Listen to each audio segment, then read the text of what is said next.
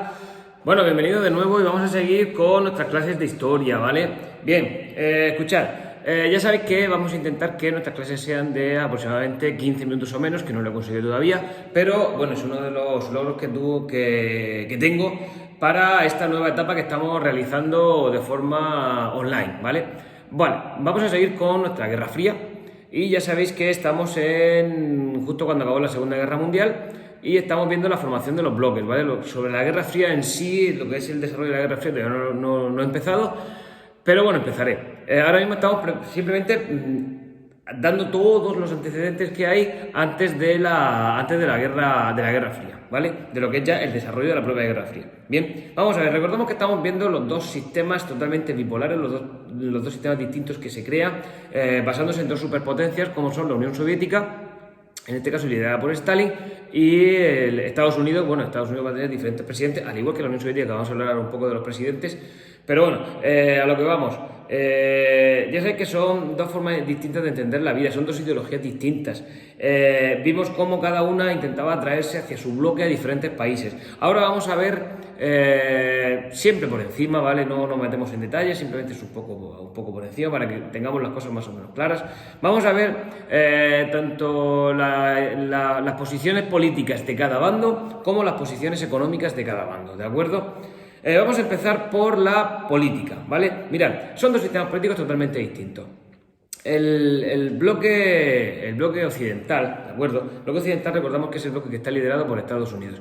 Ese bloque occidental está compuesto o la base política, la ideología básica política, o la forma de gobierno básica política es la democracia, ¿de acuerdo? Bien, una democracia que, como ya sabéis, puede ser mediante una monarquía parlamentaria. Para que os hagáis una idea, una monarquía parlamentaria es lo que tenemos ahora mismo en España, ¿vale? O una república, como todo el mundo sabe. La única diferencia es que en una república democrática, es que el jefe del Estado no es un rey, no es un cargo hereditario, sino el cargo de jefe de Estado lo elige también el pueblo, ¿vale? En una monarquía, evidentemente, no. En una monarquía, evidentemente, el jefe del Estado es el rey que lo gana o lo obtiene de una forma hereditaria. Bueno, esos son debates que no me voy a meter yo ahora en esos jardines, ¿de acuerdo? Porque son jardines, ¿vale? Bien, vamos a ver. El bloque occidental normalmente se caracteriza por ser bloques democráticos. ¿Por qué digo normalmente se caracteriza por ser bloques democráticos? Porque hubo dos excepciones. Portugal, pero sobre todo la excepción de la España de Franco. La España de Franco no era democrática, era una dictadura. Lo que pasa es que, bueno, Franco ya había demostrado su anticomunismo y a Estados Unidos le interesaba que España perteneciera a su bloque, ¿vale? Aunque sí que es verdad que España no entró, de hecho, en la OTAN hasta el año 1986, que eso fue una votación que hubo con Felipe González, pero sí que España pertenecía de una forma indirecta al bloque de Estados Unidos. ¿Por qué? Porque a Estados Unidos le interesaba tener las bases militares en España. De acuerdo, España es un país del sur de Europa, es un país que tiene que nuestras tierras dan al estrecho de Gibraltar, y era muy interesante que pudieran controlar quién entraba y quién salía del Mediterráneo, ¿de acuerdo? Vale, sabiendo eso, vuelvo a repetir lo mismo, lo que predomina son las democracias, ¿vale? En Estados Unidos, por ejemplo, supuestamente la gran democracia. Desde allá del año 1787, que se creó la Constitución de Estados Unidos, donde se estableció el sistema político que tenía, pues allí han ido basándose en su política democrática, en su bipartidismo, ¿vale? Entre demócratas y republicanos. No significa que legalmente no se puedan presentar más partidos a las elecciones. Lo que pasa es que ellos tienen un reparto que solo consigue votos electores en cada estado el partido más votado, aunque sea por un voto. Por lo tanto, al final es muy difícil que se les cuelen más partidos. Es decir, simplemente es como si aquí en España solo recibieran votos los dos grandes, ¿de acuerdo? O en cada provincia solo fuera el más votado. Entonces sería complicado que hubiera otros partidos políticos, aunque bueno, habría excepciones con las zonas periféricas, ¿vale? Bueno, mira, céntrate. Mira, entonces el sistema occidental se basa en lo que estoy diciendo, en la democracia, ¿de acuerdo? En sistemas democráticos. Por ejemplo, tenemos grandes democracias europeas como la británica, como la francesa. Por ejemplo, la británica es una monarquía y la francesa es una república. No pasa nada, aquí estamos hablando de sistemas democráticos. Y el gran país que mueve todo este bloque, Estados Unidos, pues, con su democracia que lleva ya 200 y pico años funcionando, ¿vale? Bien, eso en cuanto al bloque occidental. El bloque oriental es un bloque distinto, es un bloque en el que ya no es un bloque democrático, ¿vale? Es un bloque comunista y el comunismo es antidemocrático, pese a que ellos quieren vender que son o que tienen un cierto grado de democracia. Por ejemplo, un ejemplo, ya sabéis que Alemania se dividió en dos partes, que esto lo vamos a ver un poco más adelante, ¿de acuerdo? Se dividió en dos partes en el inicio de la Guerra Fría. Una parte era la República Democrática Alemana y por otro lado estaba la República Federal Alemana. La República Federal Alemana era la democrática, mientras que la República Democrática Alemana era la no democrática, era la comunista. Pero está muy bonito jugar con los nombres porque así juegas el despiste y si no te enteras, pues no sabes de qué va la película. Y crees que esa es la democrática. No, no es la democrática. La democrática era la federal. Bueno, vamos a ver en qué se basaba el sistema de la Unión Soviética. Mirad, el sistema de la Unión Soviética y por ende todos aquellos países comunistas de su órbita se basaba, pues eso, en una dictadura controlada por el partido único, de acuerdo, el partido comunista de cada uno de esos países. Por ejemplo, el más famoso de todos fue el PQS, Partido Comunista de la Unión Soviética. Ese partido comunista es el que elige a su presidente, que en este caso va a ser el máximo dirigente de la Unión Soviética. Por ejemplo, Stalin era el presidente. Una vez que muere Stalin, ¿de acuerdo? Una vez muerto Stalin, después de Stalin no se acaba el régimen, ¿vale? Es que es lo que, por ejemplo, lo que pasó con Franco. Se supone que el comunismo, el líder del partido, el líder surge del partido, ¿vale? Por lo tanto, una vez que se ha acabado que se ha muerto el presidente, el partido elige a otro. Muy importante, después de Stalin, por ejemplo, esto es un ejemplo, Stalin sí que murió, llegó Nikita Khrushchev. Nikita Khrushchev, por ejemplo, no murió en el poder, ¿de acuerdo? No murió en el poder, sino que Nikita Khrushchev lo que hicieron fue quitarlo porque les parecía demasiado blando. Khrushchev lo que hizo fue suavizar, no democratizar el país, ¿vale? Sino lo que hizo fue suavizar la época de Stalin. La época de Stalin fue una época muy dura, fue una época, de hecho, tiene su propio nombre que es el stalinismo. Tú vas por la calle andando y le dices a cualquier persona, la que sea, oye, el stalinismo, y ustedes lo saben perfectamente, pues sí, pues fue la época de la dictadura más férrea de Stalin, pues eso cualquiera te lo dice, ¿vale? Bien, a partir de ahora también vosotros ya sois de ese porcentaje de personas que lo dice. Bueno, pero nadie se acuerda, es decir, todo el mundo sabe lo que es el stalinismo, pero nadie sabe lo que es el khrushchismo. Porque el khrushchismo pues no existe, me lo acabo de inventar, ¿vale? Bien, o el brezenismo, que fue el que fue después de Nikita Khrushchev. ¿A qué voy?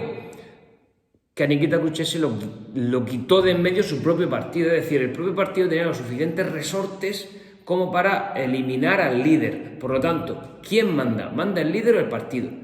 Los dos, ¿vale? Los dos, porque sí que es verdad que Stalin era suficientemente fuerte como para que no lo quitaran, ¿vale? También el ejército le tenía una mayor devoción a Stalin, aunque se supone que legalmente dentro de los partidos comunistas o dentro de los estados soviéticos y los estados comunistas también, lo que mandaba era el partido era el que decidía quién mandaba y quién no, y aquí lo vemos, ¿vale? Aquí a Khrushchev lo quitaron y pusieron a Brezhnev.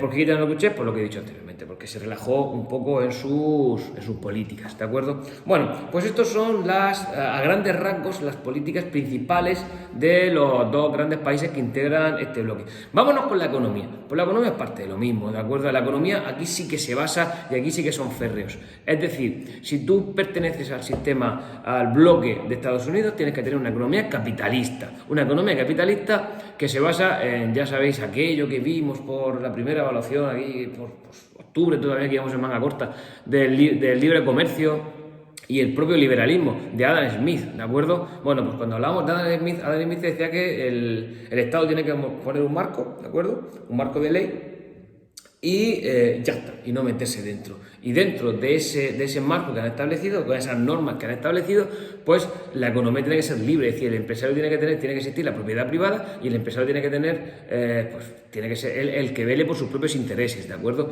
Eso no significa que los estados no puedan tener ciertos sectores o controlar ciertos sectores estratégicos o por lo menos avalarlos, como puede ser la sanidad, la educación y y otros sectores básicos, pero lo principal es que el mercado se tiene que mover solo por la ley de la oferta y la demanda, es decir, no se pueden controlar los precios, no se pueden pactar, como mucho se pueden regular ciertas actividades. Eso es lo que dice el bloque capitalista, ¿de acuerdo?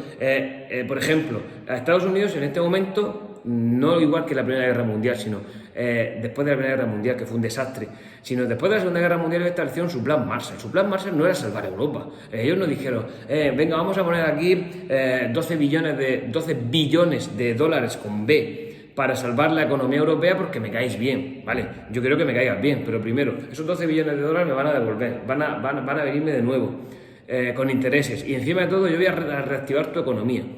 Yo voy a reactivar tu economía, pero el libre comercio y el capitalismo se basa en que no es totalmente contrario a la autarquía. Es decir, la autarquía es aquello donde yo me proveo de mis propios productos, no compro nada afuera. Aquí no, aquí el libre comercio es que, oye, si a mí me interesa, el libre comercio, perdón, el capitalismo, si a mí me interesa comprarle productos a los americanos, porque a mí me gustan los iPhones más que los BQ, pues yo me compro un iPhone, ¿de acuerdo? Entonces, el libre comercio es eso, es que los productos de fuera pueden invadir tu país perfectamente, los tuyos también, ¿vale? Pero ahí siempre el que tiene más fuerza gana. Mira, de hecho se han hecho cálculos que después de la Segunda Guerra Mundial hubo momentos en los que el 50% de la producción mundial estaba controlada por Estados Unidos. Es decir, de cada 2 productos que había en el mercado mundial, uno lo habían hecho los americanos. Por lo tanto, a ellos les interesaba que cuantos más países estuvieran en su órbita y cuantos más países tuvieran capacidad económica, pues mejor, porque más le iban a comprar, ¿de acuerdo? Así que pues entendéis lo que es el plan Marshall, que los americanos son bastante listos para esto.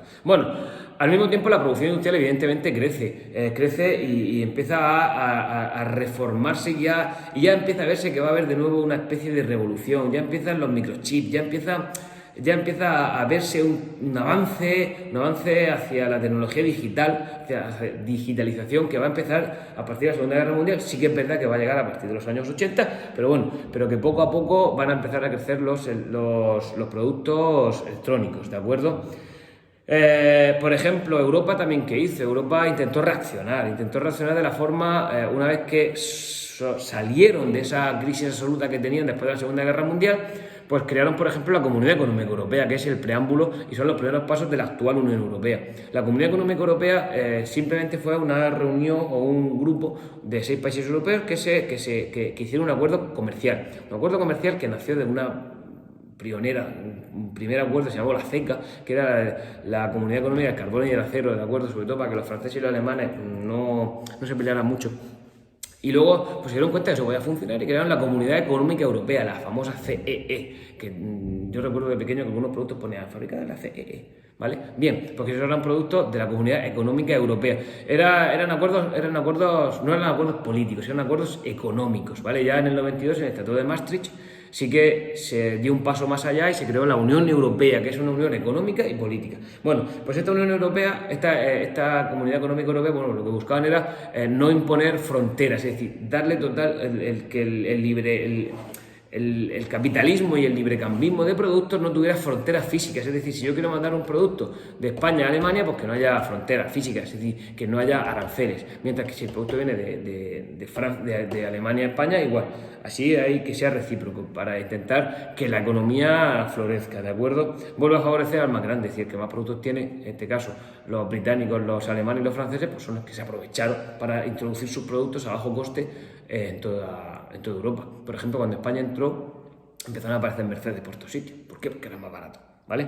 Que no que sean baratos, sino que eran más baratos que antes, que tenían que pagar un IVA. ¿Qué le pasa al bloque oriental? El bloque oriental, la economía, es una economía que se llama la economía controlada, centralizada, planificada. Es decir, la economía la controla el Estado. El Estado decide qué hacer con la economía, decide dónde invertir, decide qué se produce, cuánto se produce, cuándo se produce, cómo se produce, cuándo se vende. Y ya está.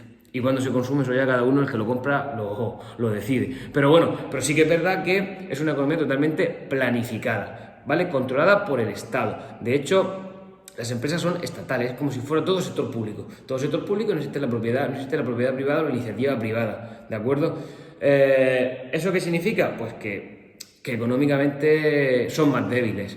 De hecho, la Guerra Fría, ya veremos más adelante cómo se acaba, sobre todo porque la Unión Soviética se asfixió. La Unión Soviética se asfixió económicamente, es decir, no podían mantener el ritmo que imponía la propia, el ritmo que imponía el capitalismo estadounidense, o el ritmo que imponía, perdón, mejor dicho, la Guerra Fría, ¿vale?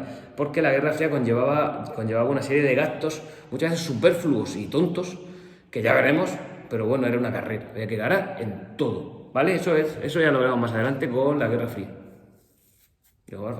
Bien, vamos a ver. Seguimos y ya con esto acabo, ¿vale? Mirad,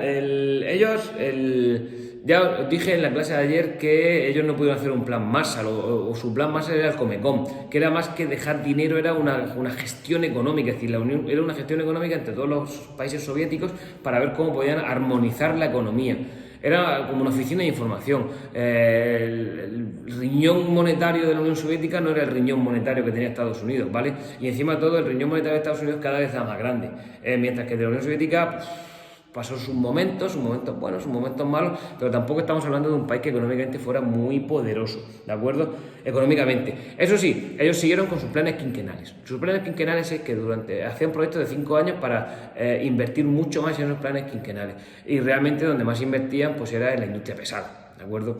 En la industria pesada, en la industria armamentística, y sí que es verdad que se convirtieron o llegaron a la segunda potencia militar del mundo y económica del mundo, ¿vale? Eso sí que es verdad. Luego, por ejemplo, con esto ya acabo, cómo se organizaba la agricultura. La agricultura se organizaba mediante la colectivización, ¿vale? Y las fábricas mediante las cooperativas. Es decir, no había un dueño, es decir, los dueños eran los propios trabajadores y al final todo dependía del Estado. Es decir, el comunismo todo es de todos, aunque ese todo es de todos ya sabemos que está gestionado por un único partido y ese único partido está encabezado por alguien, ¿de acuerdo? Yo aquí no voy a entrar en cada uno que decida lo que hay, cada uno que decida si ellos lo ven bien o lo ven mal, ¿de acuerdo? ¿De acuerdo? Para que está demostrado que un sistema democrático es un sistema mucho más justo, ¿de acuerdo?